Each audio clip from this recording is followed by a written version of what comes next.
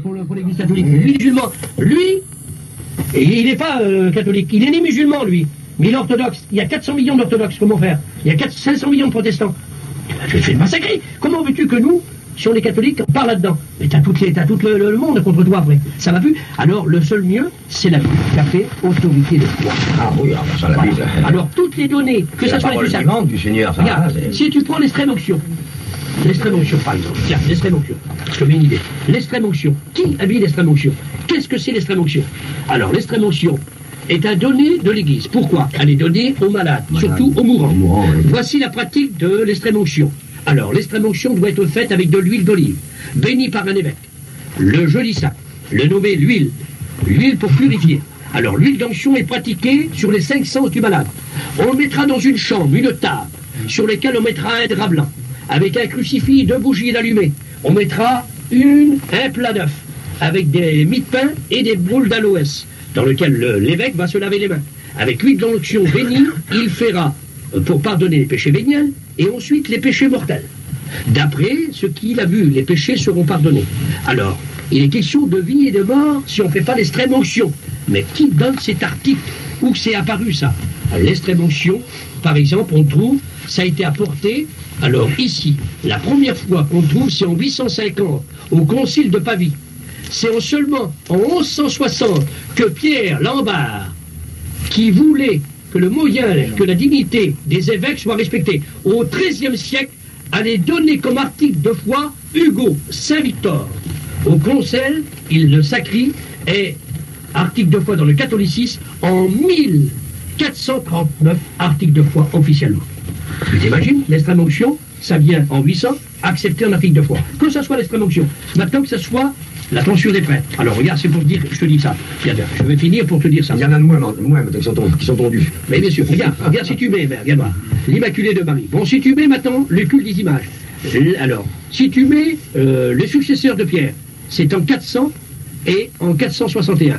Le carême, c'est au 4e siècle et 5e siècle. L'eau bénie, 4e siècle, 9e siècle, accepté en article de foi. Les pèlerinages, au 9e siècle.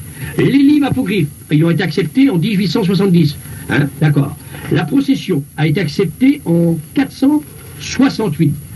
Alors, l'usage de l'encens au 5e et 6e siècle. Le vêtement sacerdotal au 6e siècle.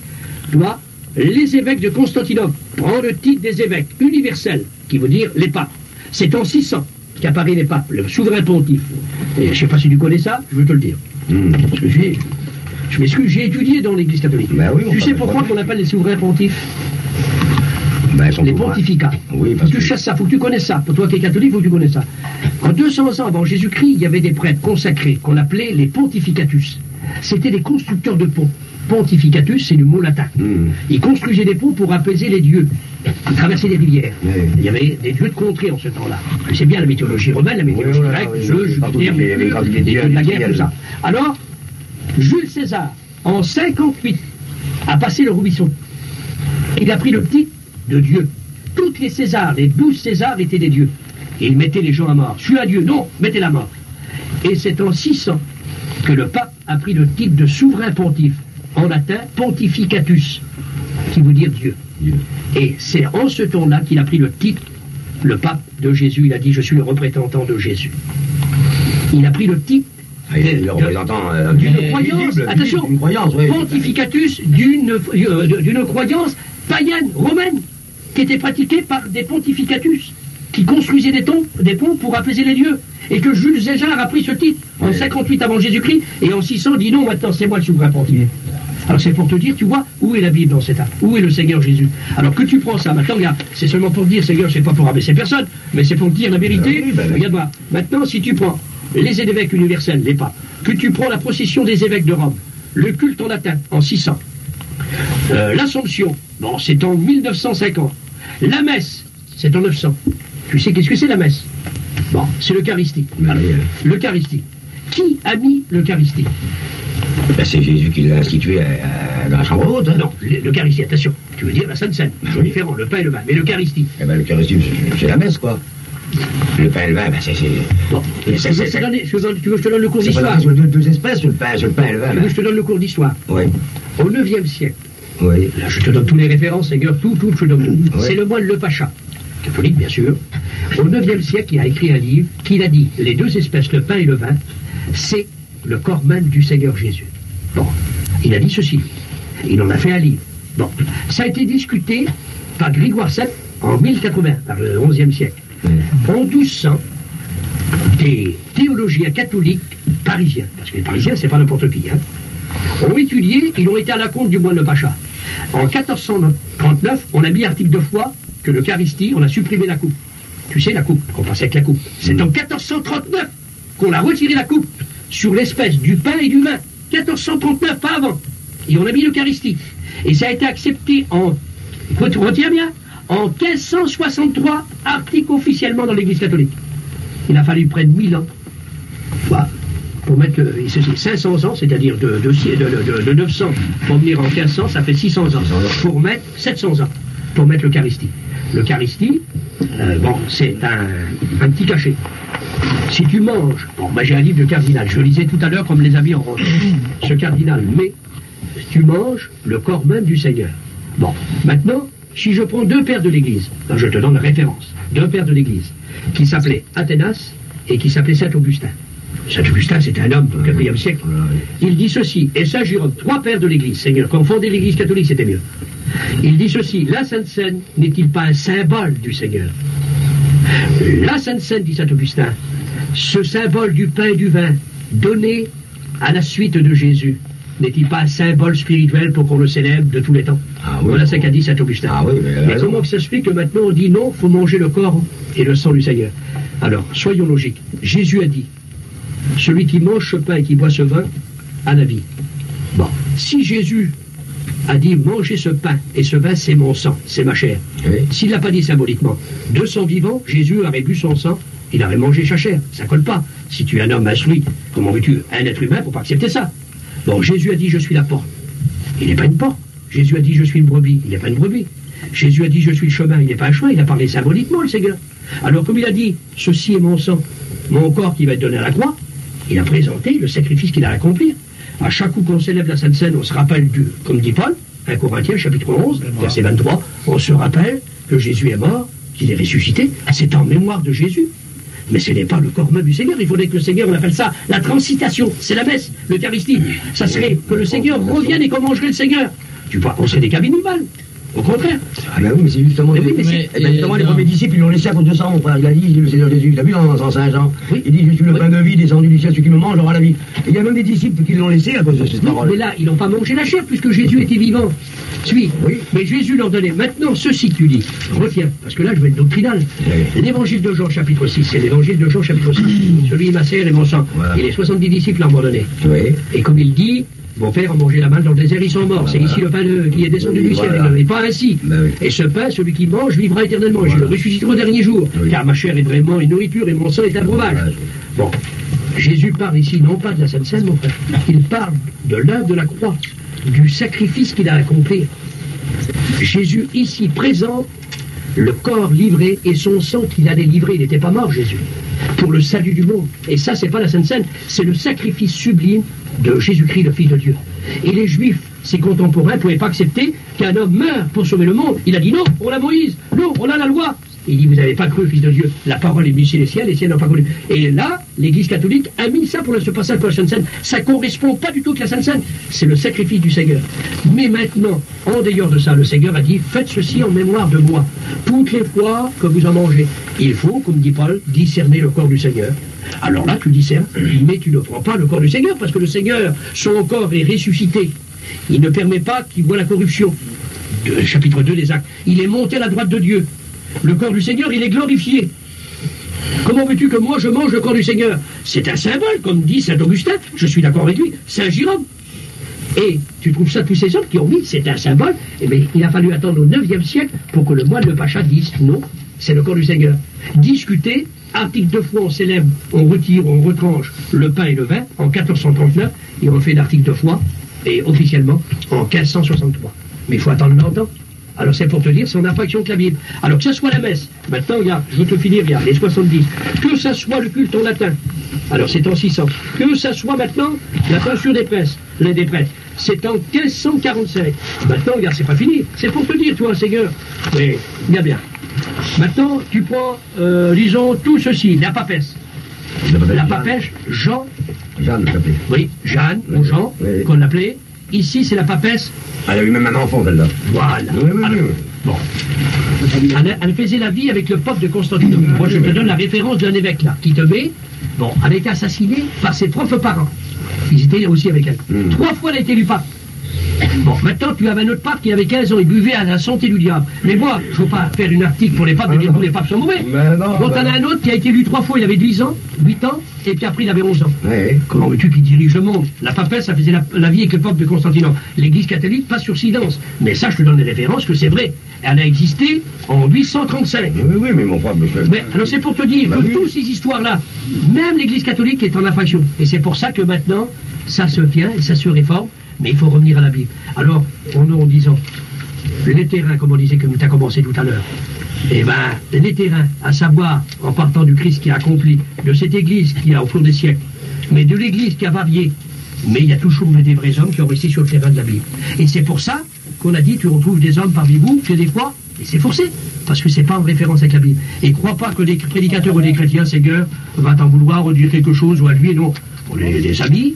Mais là, sur les partages doctrinales, alors un homme de Dieu a dit ça, c'est Saint Jérôme, au IVe siècle. Sur les doctrines, il a dit unité. Sur les points secondaires, charité. Sur les points secondaires, Seigneur, avec toi, tiens, charité. Mais sur les points doctrinales, je ne peux pas. Parce que c'est en infraction de la Bible. Que ce soit le baptême par aspersion, que ce soit le baptême des enfants, le célibat des prêtres, que ce soit le purgatoire, que ce soit la messe, que tout, c'est en infraction de la Bible, en infraction de la Bible. Alors ça monte trop après. Eh ben, des fois, ça m'arrive de parler avec des évêques, c'est pas avec toi. Dieu m'est témoin, justement. J'ai été invité avec 5 curés. Ici, à Villejuif, avec un évêque. Ça a duré 3 heures. Ils m'ont donné à manger. Ben, il a 16 heures, il a dit, Paillon, on est évêque, je peux t'emmener. Il a dit, on avait la marmite et un peu fermée, tu nous l'as ouvert. Tu as permis que les gens puissent manger. Reste avec nous, mange. Ils m'ont donné une Bible, Seigneur, je l'ai. Seigneur, il dit, bah, tu viens avec nous, très bien. Bah, il dit, tu nous as éclairés. Bah, c'est pour te dire que ces hommes étaient sincères. Moi, je n'ai pas voulu discuter pour dire, vous êtes dans l'erreur, non. On a voulu voir la Bible. Ils voulaient obéir à la Bible. Voilà. Tu sais pourquoi j'aime mon église, mon frère? Parce qu'elle est imparfaite. Et moi, je suis un pécheur. Elle va bien avec moi, je dis pour moi. Et je l'aime pour son imperfection, justement. Oui, mais... Parce que... Oui, mais il faut répondre à ce que tu dis, parce que cette parole doit être logique. Eh oui. Si toi, tu es imparfait, moi, je te dis bibliquement, Jésus t'aime. Bien sûr qu'il m'aime. Et si ton enseignement est imparfait, Jésus ne peut pas être d'accord avec toi. Parce que l'erreur mélangée avec la vérité reste l'erreur. L'erreur avec un peu de vérité, elle reste l'erreur. Oui. La vérité ne se mélange pas. Tu sais pourquoi? La vérité, c'est une personne. Elle s'appelle Jésus. Jésus a dit, je suis la vérité. Oui. Il ne peut pas travailler avec l'erreur. Non, mais... Maintenant, il aime les hommes. Bah voilà. Et Jésus a haï le péché. Oui, Jésus aime les hommes qui vivent. Je te suis, mais non, laissons les religions, Seigneur. Laissons les hommes, laissons les papes, laissons c'est trop. Mais en parlant entre nous, on est des manouches, on est... Ouais. Tu crois pas que ça serait beau qu'un homme comme toi, dans ton âge, les jeunes, tout ça, qui étudie la Bible, moi ça me fait plaisir. Bien sûr. Qui pourrait se tourner vers le Seigneur, de dire, bah oui, la Bible c'est la vérité. Et puis maintenant, moi je te dis, tu crois que moi, on n'est pas pentecôtiste, nous on appartient à personne, Seigneur. Et tu crois qu'on est raciste? Pas du tout. Moi, ça m'arrive de faire des conférences dans les églises. Des fois, tu les fais pas, toi. Mais on est très ouvert. Mais on reste basé sur la Bible. Et pourquoi pas que tu me lèves avec sur la Bible? Ah, mais... Tu ne dois pas obéir à lui, à ton oncle, là-bas, ni à Mimi, ni à lui, là. Tu dois obéir à Dieu. C'est comme nous. Tu pas plus que moi, tu dois obéir. C'est dommage que tu as parlé de l'église au lieu de dire j'aime la Bible. Mais l'église, attention, il a parlé de l'église avec un grand E. Il y a un évêque qui a dit on ne peut pas voir hein. Dieu pour père si on n'a pas l'église pour mère. Et c'est sorti de ta bouche aussi ce soir, toi. Ah oui, mais l'église, c'est notre mère, elle nous engendre. T'as compris? C'est elle qui nous fait naître vraiment spirituellement. Michael, allez, un petit peu à toi maintenant, dis ce que tu as à dire, parce qu'après ça va finir, puis tu n'auras pas dit grand chose. Alors dis ce que tu as à dire, qu'est-ce que tu veux. Bibliquement, quoi. Chacun à ton tour, parce que l'homme il a causé pas mal. Eh ben oui, mon... C'est à ton tour, parce que il y a un qui diront, il l'a pas laissé causer. Mais pas du tout, cet homme-là, il a parlé très bien. Je veux discuter. Juste 2 choses parce que je vais m'en aller. J'ai pas dormi de la nuit, je suis assommé. Au sujet donc de Caristie. Moi, nous ce qu'on croit en tant que on croit que Jésus est présent dedans parce que Paul il dit à chaque fois que vous mangez indignement, vous vous rendez coupable contre le corps du Christ. Je sais pas si c'est très bien marqué comme ça, mais Oui, alors Hein? tu devrais faire référence que ça serait le corps du Christ. Et nous dit celui qui mange et boit sans discerner. Voilà, se rend coupable envers le corps et le sang du Seigneur. Oui, mais ça, dans l'institution de la Sainte Seine, qui est sur le pain et le vin, ce qu'il y a déjà dans l'Église catholique, c'est qu'ils l'ont transformé au IXe siècle en cachet, en 1439. C'est en 1439 que le pain, la coupe, on passait avec la coupe, et que le pain a été retranché dans l'Église catholique. D'accord. Mais en 1439. Tu me suis? Déjà, on ne doit pas faire ça, parce que la Bible déclare ce pain et ce vin. Jésus prit du pain et du vin. On ne doit pas changer les deux éléments. Et Mais c'est en 1439 qu'on a fait l'Eucharistie. Bon, très bien. Mais par contre, comme il dit Paul, comme tu dis dans 1 Corinthiens, chapitre 11, verset 23, il y a deux discernements. Il y a le discernement de te rappeler que, parce que tu as trop de chrétiens. Je te dirai, mon garçon, tu as des mauvais baptisés qui se saoulent. Le samedi, qui prend la Sainte Seine. Mimi, qui connaît, qui est pasteur, il a interdit. Lui, non, ne donne pas la Sainte Seine à quelqu'un qui vit dans le péché mort. oui. Parce que ils n'ont pas de discernement. Il ne parle pas ici de discerner que tu manges le corps du Seigneur, parce que c'est du pain et du vin qu'on donne. Nous, on reste sur les vieux éléments de la Bible. Comme on ne pratique pas l'Eucharistie, parce que c'est pas marqué dans la Bible, c'est en 1439 qu'il est venu l'Eucharistie. Nous, on pratique toujours, Mimi, comme il est pasteur, lui, il est pasteur, vous aussi, tous les pasteurs d'église, passent toujours avec le pain et le vin. Mais un chrétien qui ne suit pas le Seigneur, qui ne discerne pas, bon, alors Mimi lui dit non, mon garçon, je te donne pas la Sainte Seine. C'est discerner ça, mais c'est pas le corps du Seigneur, puisque c'est du pain et du vin. Pour nous, ça n'a pas changé, c'est toujours du pain et du vin, nous. On pratique avec les éléments que Jésus a institués. Donc, l'Eucharistie, c'est la doctrine? Non, c'est plus du pain et du vin. Chaque parcelle de ce pain et ce vin dans l'Eucharistie devient le corps même du Seigneur. Il faut manger le corps même du Seigneur. C'est leur incarnation du Christ. Et c'est ça l'Église catholique. Là, je te fais voir toutes les données catholiques. Mais là, c'est là que c'est en infraction de la Bible. Parce que faudrait que le Seigneur se remet et matérialise. Et si ça serait ça, le Seigneur de son vivant serait mangé lui-même. Il aurait bu son sang. Donc c'est symbolique, comme dit trois pères de l'Église, Saint Augustin, Saint Jérôme. Voilà. C'est un symbole, la Sainte Seine. Et non pas une réalité. C'est spirituel. S'il n'y a pas de spiritualité, c'est un symbole, mais c'est pas le pain et le vin, c'est pas le corps du Christ. C'est un symbole, mais c'est pas on serait des cannibales autrement. Comment veux-tu que le Seigneur qui est à la droite du Père vienne encore? Mais bon, alors supposons qu'il ne soit pas présent encore. Mais il est présent en esprit, le Seigneur. Il est présent en esprit quand même. Oui, Jésus, il est toujours là, lui, parce qu'il dit bien, moi et mon Père, nous pourrons habiter le cœur des chrétiens. Jésus était omniscient, omniprésent, il est partout à la fois. Il est là où il est Donc, puisqu'il est présent en esprit, c'est pour ça que nous considérons que c'est le corps et le sang du Christ. Oui, mais de dire, moi aussi je dis, Seigneur, en mémoire de toi, je prends ce pain et ce vin. Bon. Mais de dire maintenant, je bois le sang du Seigneur, c'est là que c'est la doctrine qui vient en 1439 et en 900 avec le moine de Pacha. Mais pourquoi l'Église catholique a mis ça? Pendant que toujours les premiers chrétiens participent toujours à la Sainte Seine sur le pain et le vin. Si c'est du pain et du vin, c'est pas le corps du Seigneur. Il faut que ça soit un symbole. Autrement, je me prends l'Eucharistie. Je dis c'est le corps du Seigneur. Mais du Seigneur qui est à la droite de Dieu, il faut qu'il revienne dans l'Eucharistie. Et c'est ça l'enseignement catholique. Le Seigneur de son ciel devient lui-même l'Eucharistie. C'est le cacher lui-même. D'accord, mais il y a quand même des réalités. Et tu sais que sur l'Eucharistie, Oui. il y a un signe qui est pharmaçonnique dessus. Tu sais d'où ça vient, c'est l'Eucharistie? Qui, quoi? Tu sais qu'a été pratiqué l'Eucharistie? Il était pratiqué en Babylonie. Offert par une déesse. Regarde, je te le donne ici. La déesse qui était pratiquée ici, dans l'Église catholique, disons, les jésuites ont été étonnés de voir se donner même, disons, tiens, regarde.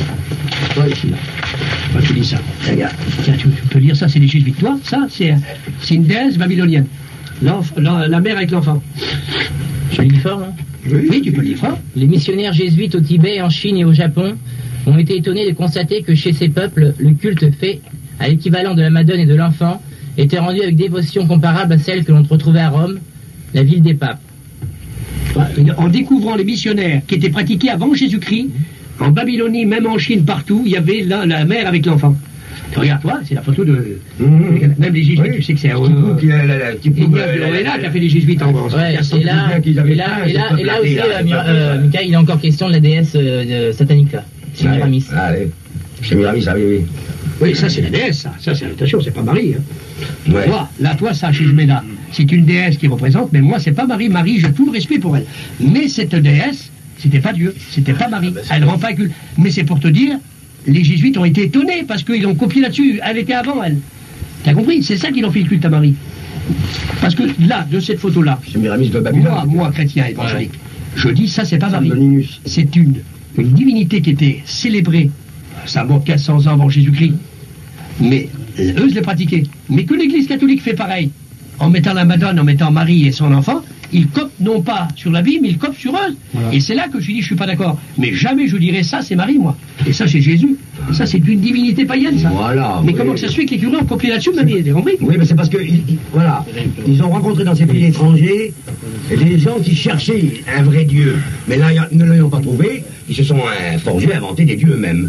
Ça s'appelle la tour de Babel. Eh ben voilà, pour moi, là, bon, ben, ils avaient faim de Dieu, de connaître un vrai Dieu, mais comme Dieu ne s'était pas révélé à eux, il avait fallu qu'ils s'en créent eux-mêmes des dieux. Ah, c'est ce qui est arrivé, malheureusement, voilà.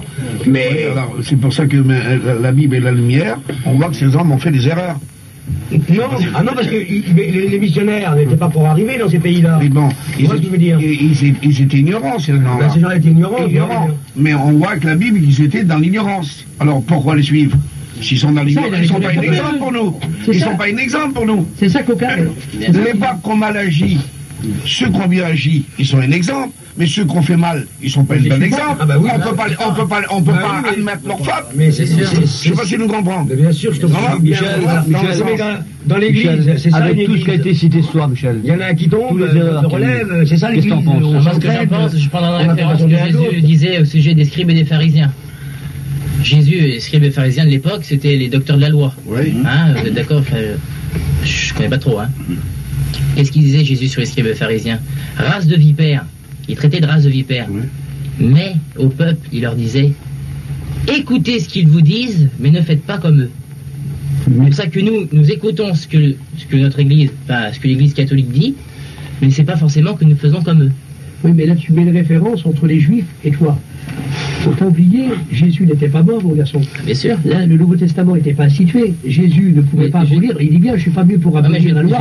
Parce que c'est que tu dis, Jésus, comme il le disait aux pharisiens, les pharisiens, il y avait des bons pharisiens, Nicodème était un bon pharisien. Eux se croyaient à la résurrection, ils pratiquaient la loi, ils pratiquaient le culte. Jésus ne pouvait pas démolir. C'est après sa résurrection. Et comme il l'a enseigné dans Matthieu 24, il ne restera pas pierre sur pierre, vous serez persécutés. Mais Jésus n'a jamais démoli les Juifs. Il a dit, c'est pour ça qu'il a dit, faites.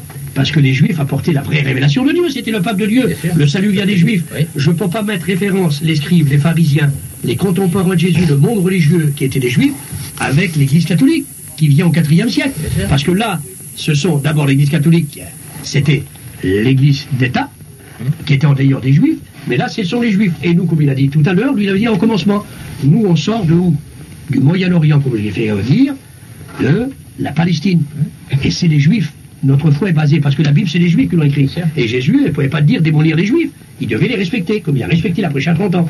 Mais question que tu dis maintenant, référence pour l'Église catholique, non, ça colle pas. Parce que là, c'est le seul peuple au monde, c'est les Juifs, de Dieu. On est forcé de dire, ils ont écrit la Bible. Mais il avait besoin d'une réformation et Jésus l'a apporté par sa mort et sa résurrection. Et que maintenant, moi, après la mort et la résurrection de Jésus, que catholiques ou protestants rajoutent à la Bible, ah non, ça va plus, ils n'ont pas le droit. Parce que tout est complet. Et c'est là que c'est en infraction de la Bible. Parce que Jésus a apporté toute la révélation. Il a tout accompli par son œuvre. Le Nouveau Testament a été écrit au 1er siècle. Après, on n'a pas à retrancher. Et c'est là qu'on fait. Et si on prend cette référence-là, tu vois, c'est qu'une idée. Mais c'est pas basé, c'est pas biblique. Je m'en allais, mais j'ai peut-être une question à te poser avant de partir. L'Église, Saint Paul qui dit bien, il ne faut pas rester sur les temps présents, il faut avancer, quoi. Il faut... Ah oui, ça, il faut avancer dans la parole de Dieu. L'Église, elle venait d'éclore, hein, pour ainsi dire. Bon, elle était encore toute nouvelle, elle ne savait pas trop. Bon, l'Esprit Saint allait la diriger. Bon, il allait se passer des choses extraordinaires, déjà par les apôtres Pierre et Paul. Oui, mais regarde, bon. Comme tu dis, mettons, cette Église de catholique, comme tu mets, bon, c'est la bonne, la vraie. Bon, on n'a pas dit ça. Non, mais non, je mets. C'est moi qui ajoute, hein, c'est moi. Oui. Parce que c'est l'idée, les catholiques, c'est la vraie, le pape du vrai. Venez de tous, il a fait le Saint-Père, il a ajouté tout. Il y a pas de protestants qui l'écoutaient. Les gars, si tu prends la guerre des religions, Ségueur, si tu connais l'histoire, bon, tu prends la Sainte-Barthélemy. Bon, Sainte-Barthélemy, c'est passé le 24 août en 1572. Bien sûr. En ce temps-là, le cardinal de Paris, qui s'appelait le marquis de Banicarola, parce que je connais bien l'histoire, j'ai connu l'histoire de France par cœur. Bon, lui, il avait une femme qu'il aimait, qu'il avait un enfant. Et Catherine de Médicis a dit, tu veux la femme, et puis l'enfant tu aimes, prêche les oliviers protestants. Elle s'est présentée comme la mère de France, à sa porte. C'était le marquis de Banicarola, cardinal de Paris. Elle, c'était, donc, une espagnole, une italienne plutôt, Catherine de Médicis.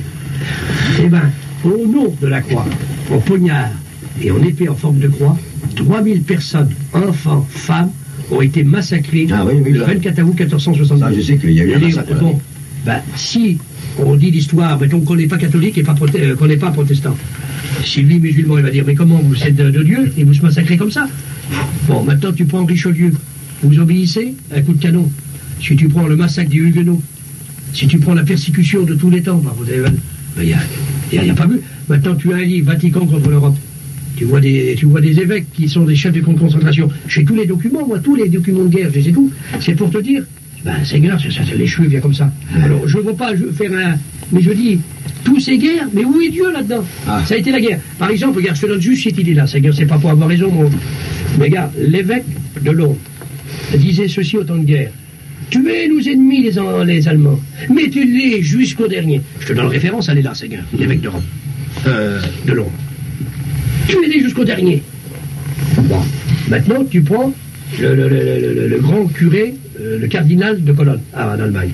Et il dit au nom de Dieu, vous les Allemands, battez-vous, détruisez nos ennemis jusqu'à la dernière goutte de votre sang, défendez la grande Allemagne. Bon, 2 hommes de Dieu. Un est anglais, l'autre est allemand. Mais tous les deux le même Dieu. Ils demandent d'avoir la victoire. Mais où est Dieu dans cette affaire? Alors moi, je suis musulman, je dis, bon, vous avez mal dit, si tu prends la guerre des religions, Jésus. Ah oui, je t'en sens plus là. C'est pour ça que le passé nous apporte une morale, une leçon de morale. Alors c'est pour ça, mais oui. Mais aussi, la Bible dit tout au contraire. Un chrétien, il ne tuera pas, il ne commettra pas d'adultère, il ne se saoulera pas. Un chrétien, il ne tuera pas. Un chrétien reste dans la parole de Dieu. Et c'est pour ça qu'il faut être chrétien. Et chrétien, ça n'appartient à personne. C'est le Christ. Ça, c'est le Christ. La foi, c'est un don gratuit de Dieu. La foi, c'est un don gratuit de Dieu. Et elle te produit quoi? C'était mieux. C'est un don gratuit. Non, mais la foi n'est pas un don. Là, c'est doctrine, parce que ce que je te dis, c'est doctrine un jour. La foi, c'est la part de l'homme. L'homme est libre de croire, l'homme pas libre. Par contre, si c'est un don, Dieu te le met, mais suis bien. Si c'est un don, le faire pousser.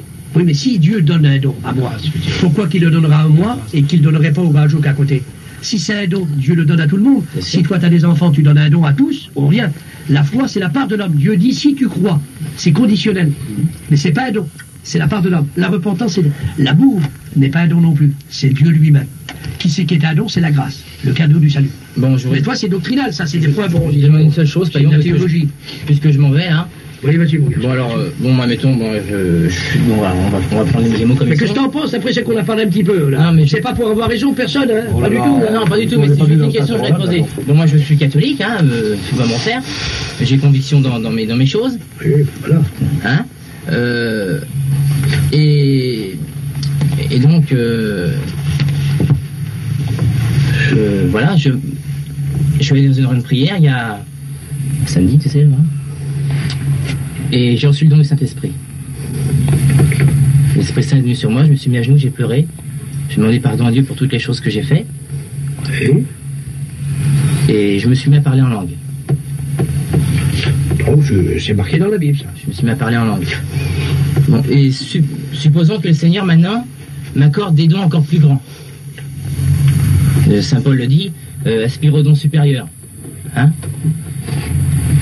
Supposons que le Seigneur m'accorde un don, supposons de guérison. Je prends ça comme exemple, comme je te dirais autre chose. Enfin, la guérison, c'est ça qu'on voit le plus, parce qu'il y a des signes visibles. Hein. Mais je suis quand même catholique, toujours. Hein, je suis toujours catholique. Le Seigneur me donne ce don de guérison. Crois-tu? C'est une question que je te pose, mais c'est pas piège, je vois bien. C'est pas un piège, hein, Paillon. Pas du tout. Loin de moi cette pensée. Hein. Crois-tu que le Seigneur accorderait de telles grâces à des hommes qui, donc, d'après toutes tes références, ne font pas sa volonté? Oui, mais tu veux que je te réponde à ça? Oui. Moi, je ne crois pas comme ça. Là, toi, là-dedans, dans cette affaire, t'es victime. Toi, t'étais comme moi aussi, j'étais catholique. Mon garçon. Avant toi. Mais toi, je veux répondre à ce que tu dis. Mais voilà, comme j'ai découvert la vérité. Maintenant, par contre, le Seigneur, en t'accordant ça, il a voulu éclairer les yeux de ton cœur pour lui dire, tu vois, je t'aime bien, je veux faire quelque chose pour toi. Quelle sagesse.